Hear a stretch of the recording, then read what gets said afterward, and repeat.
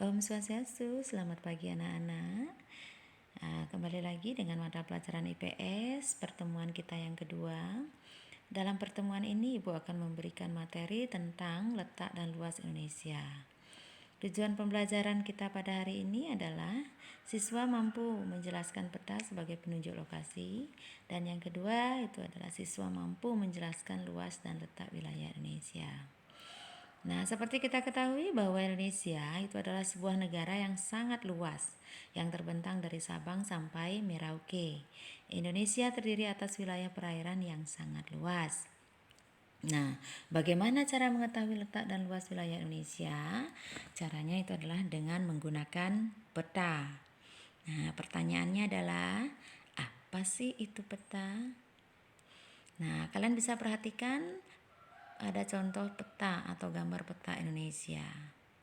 Nah, peta itu adalah gambaran dari permukaan bumi pada suatu bidang datar dan diperkecil dengan memakai skala.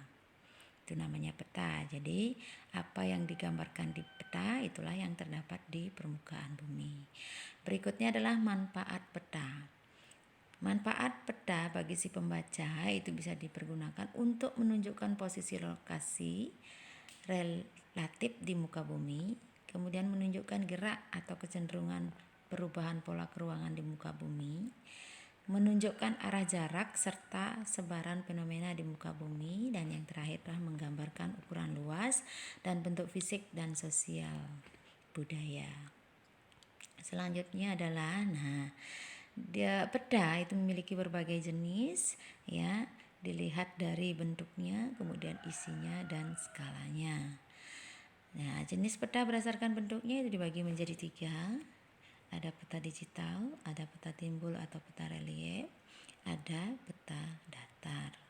Nah, kemudian berdasarkan isinya, peta juga dibedakan menjadi 2. Itu ada peta umum dan peta khusus. Nah, bisa kalian perhatikan contoh peta umum dan contoh peta khusus. Selanjutnya, berdasarkan skalanya, peta dibedakan menjadi 5.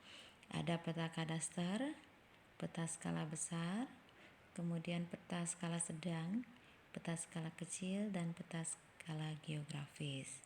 Nah, untuk membedakan peta berdasarkan skalanya itu adalah dilihat dari ukuran skala peta. Kemudian selanjutnya syarat-syarat peta. Nah, peta itu harus memenuhi syarat. Yang pertama itu adalah equidistant, kemudian yang kedua adalah equivalen, kemudian yang ketiga itu harus confirm, kemudian judulnya jelas, data akurat, dan yang terakhir itu adalah tidak membingungkan bagi si pembaca peta. Nah, bagaimana caranya agar mudah mendapatkan informasi mengenai isi peta? Nah, ini yang perlu kalian pahami.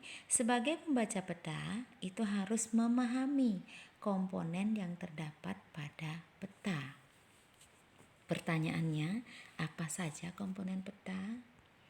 Nah, yang pertama komponen peta itu adalah judul peta.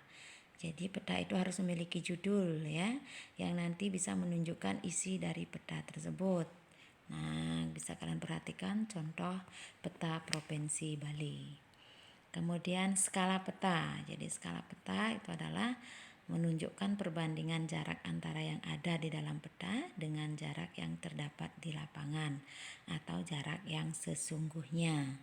Skala peta ini ada 2, ada menggunakan skala angka dan juga ada yang menggunakan skala garis atau grafis. Nah, komponen selanjutnya adalah orientasi utara selatan. Ya, jadi orientasi utara. Pada umumnya ini mempunyai orientasi utara, ya, yang mana orientasi utara tersebut disimbolkan dengan anak panah. Nah, ini biar tidak membingungkan. Jadi yang menjadi patokannya adalah posisi atau arah utara. Kemudian selanjutnya itulah simbol peta. Simbol peta itu merupakan tanda khusus pada suatu peta yang dapat mewakili objek yang dipetakan, yang mana dengan simbol tersebut bagi orang yang melihat peta akan mudah dalam memahami isi peta. Nah, kemudian selanjutnya apa saja simbol peta? Yang pertama adalah simbol titik. Nah, di sini simbol titik itu ada berbagai macam, ya. Ada yang berbentuk lingkaran, ada yang berupa bujur sangkar, segitiga dan lain sebagainya. Nah, nanti dari simbol-simbol tersebut akan menunjukkan, contohnya ada Gunung Merapi, kemudian ada ibu kota provinsi, kecamatan, kemudian pelabuhan, bandara dan lain sebagainya. Kemudian simbol yang dipergunakan lagi itu adalah simbol garis. Nah, simbol garis ini bisa digambarkan dalam macam-macam bentuk dan juga ukuran ketebalan, yang mana ketebalan garis bisa diatur sesuai dengan keindahan dari perpetaan. Nah, contohnya, bisa kalian perhatikan kalau garis lurus itu adalah jalan lain desa. Kemudian kalau misalnya ada jalannya bercabang, itu garis bercabang gitu ya, itu bisa berbentuk sungai ya, dan lain sebagainya. Kemudian simbol warna. Nah, simbol warna ini biasanya dipakai untuk objek-objek tertentu karena ada aturan dalam perpetaan. Contohnya seperti warna perairan. Nah, biasanya menggunakan warna biru. Kemudian untuk jalan itu biasanya menggunakan warna merah dan lain sebagainya. Selanjutnya simbol area, itu simbol area ya. Ya, ini simbol area biasanya dipergunakan untuk objek yang ada di lapangan. Jadi area persawahan gitu ya. Kemudian danau, rawa ya, atau formasi batuan kapur. Selanjutnya adalah garis ordinat. Nah, ini sudah merupakan syarat peta ya. Nah, ini garis ordinat itu merupakan garis khayal yang terdapat pada peta yang berupa koordinat peta yang terdiri atas bentuk garis lintang dan garis bujur. Nah, ini bermanfaat ya, menunjukkan lokasi pada peta ya, dibandingkan lokasi lainnya di permukaan bumi, serta menunjukkan karakteristik pada suatu tempat atau wilayah.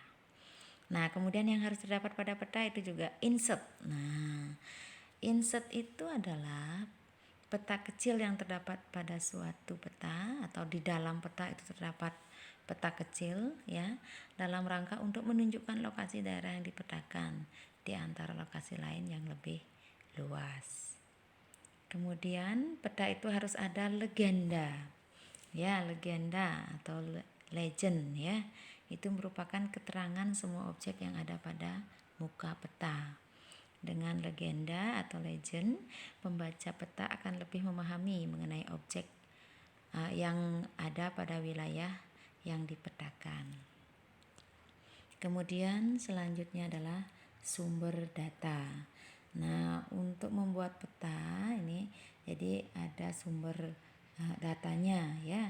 Jadi sumber peta, siapa yang membuat peta, maka kalian bisa mengetahui bahwa ada lembaga yang bertugas untuk membuat peta, ada Badan Pertanahan Nasional atau BPN, kemudian Badan Koordinasi Survei dan Pemetaan Nasional, dan Badan Jawatan Topografi Angkatan Darat ya. Nah, demikian pembahasan tentang peta. Selanjutnya kita akan membahas mengenai letak dan luas wilayah Indonesia.